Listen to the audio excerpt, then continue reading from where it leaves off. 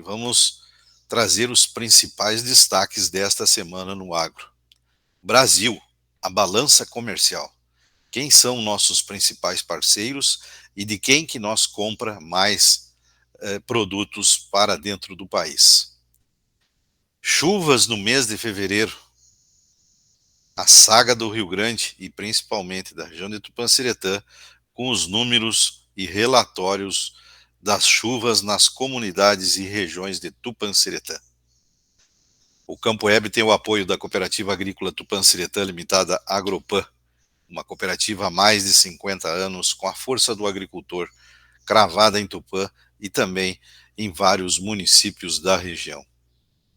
Em Tupanciretã tem uma Via Certa Bank, na Avenida Vaz Ferreira, com planos de capital de giro para o setor do agro. Visite a Via Certa Bank em Tupanciretã. A Agropecuária de Tupã, a Agrocomercial Viana, presente na Avenida Rio Branco e também na Padre Roque Gonzales, tem tudo o que você precisa para a sua agropecuária, para a sua fazenda e para a sua propriedade rural. A Agrocomercial Viana, em Tupanciretã, em 2 lugares, Avenida Rio Branco e Avenida Padre Roque Gonzales. A balança comercial nada mais é do que o caixa de qualquer empresa, assim como na família, também nas empresas e num país. O Brasil, grande produtor de alimentos, exporta para mais de 150 países e essa semana alcançou mais 25 mercados novos que não vendia produtos e agora passou a vender. Segundo os dados de 2024, o Brasil, com toda a sua força agrícola e também do minério de ferro, consegue números exuberantes. E esses números são retratados no gráfico que a gente tem a mostrar aos nossos web telespectadores, de uma fonte bem fidedigna, que nos diz que o Brasil tem um saldo positivo na nossa balança comercial. Para onde vai os nossos produtos? Em primeiro lugar, nós temos a China. A China é um excelente cliente. Um país que tem 1,5 bilhão de habitantes, nos comprou em 2024 94,4 bilhões de dólares. Esse mercado chinês é consagrado o nosso melhor cliente. E quem diria? A nossa primeira comercialização de grãos com a China começou em 2002.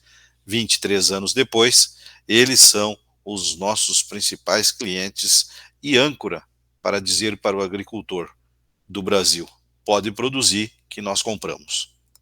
Depois nós temos os Estados Unidos com 40,3 bilhões de dólares. A nossa vizinha Argentina também é um importante cenário de exportação dos produtos brasileiros, tendo em vista que a relação comercial do Brasil se fortaleceu muito com o Mercosul e isso tem abastecido ambos os países, tanto o Brasil quanto a Argentina.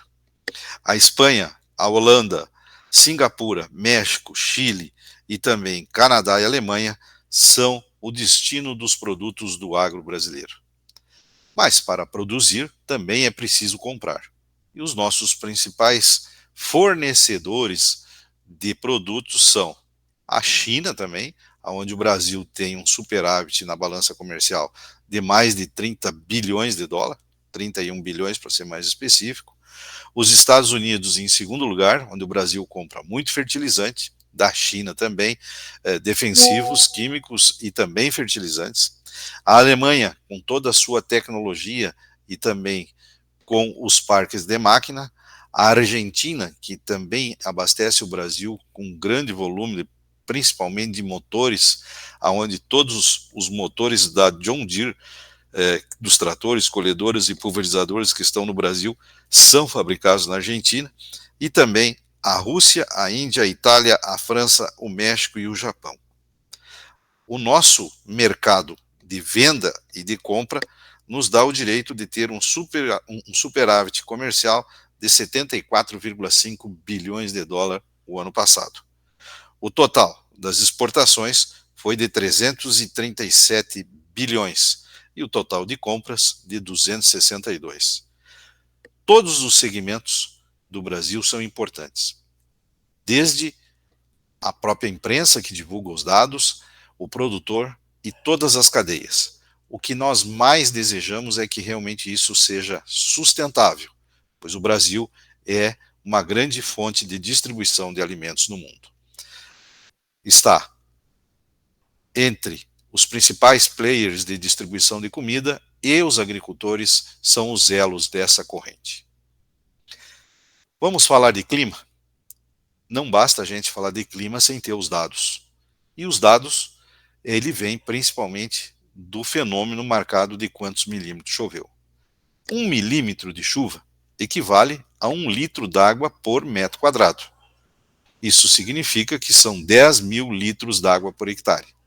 No entanto, a evapotranspiração, com uma temperatura alta, uma umidade relativa do ar baixa, tem evaporado essa água e às vezes nem ela tem penetrado no solo. A chuva tem sido de conta-gotas.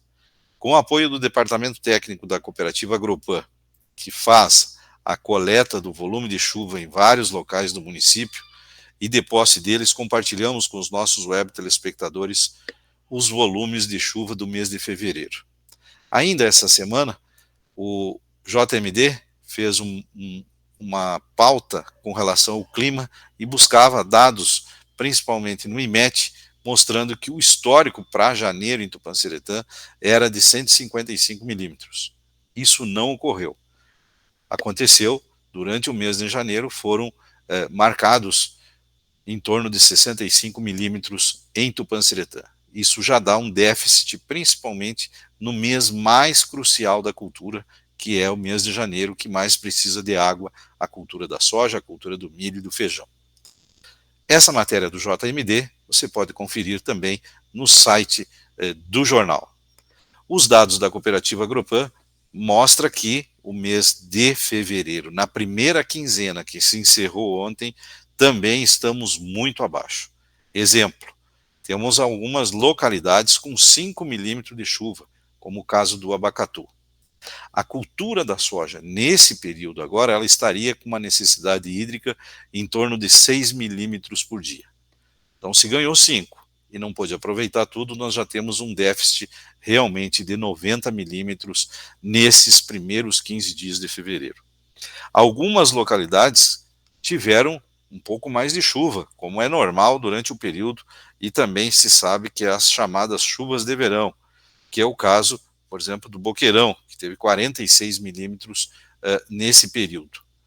O Boqueirão da Palma, 46 milímetros. Regiões do Espinilho, região do Jari, Quevedos, Lajeado do Celso, Santa Luzia, depois São Bernardo, Santa Tecla, Capão do Cipó, são lugares que realmente estão sofrendo muito com a falta de chuva. Você que é agricultor, você que é técnico, o histórico das chuvas nos norteia para onde vamos e como está o cenário no campo. Os dados da cooperativa, que vem acompanhando as chuvas desde 1982, são dados fidedignos porque faz parte de uma cadeia que desenvolve o conhecimento. E durante essa semana também tivemos algumas amostras de cultivares no campo experimental da própria cooperativa, que trouxe o conhecimento científico para os agricultores e a aproximação do seu engenheiro agrônomo, do seu consultor, para que possa escolher aquelas cultivares que realmente têm um pouco mais de resistência ao déficit hídrico. Embora não tendo água, não vai acontecer nada do que se deseja. A água é o principal insumo na produção de grãos. Não existe como nós produzir sem água. Depois vem as outras fases que desenvolve a cultura. Mas sem água fica muito difícil. E, olhando os dados, então, lamentamos muito, ficamos muito tristes e ficamos no aguardo de ver qual vai ser o caminho que a agricultura gaúcha vai seguir. Deputado Luiz Carlos Reis lançou um projeto de lei pedindo uma securitização para o Rio Grande do Sul, e é preciso muito estudo para avaliar como que será essa securitização e se haverá também aprovação no plenário.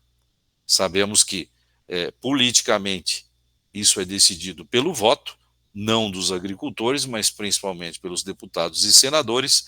E será que teria uma securitização de 20 anos para apenas o Rio Grande do Sul num cenário político como estamos vivendo? E o produtor estaria preparado para assumir uma dívida por mais 20 anos, sabendo que durante esses 20 anos poderá ter mais uma estiagem?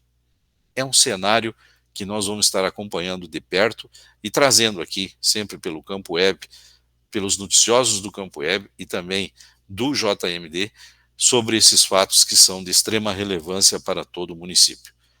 O Campo Web, com apoio da cooperativa Agropan, da Agro Comercial Viana, da Via Certa Bank, trouxe os destaques da exportação, da balança comercial do Brasil e o regime hídrico de chuva em Tupanciretã nesta edição do ano 5. Até domingo que vem, aqui pelas lentes do JMD.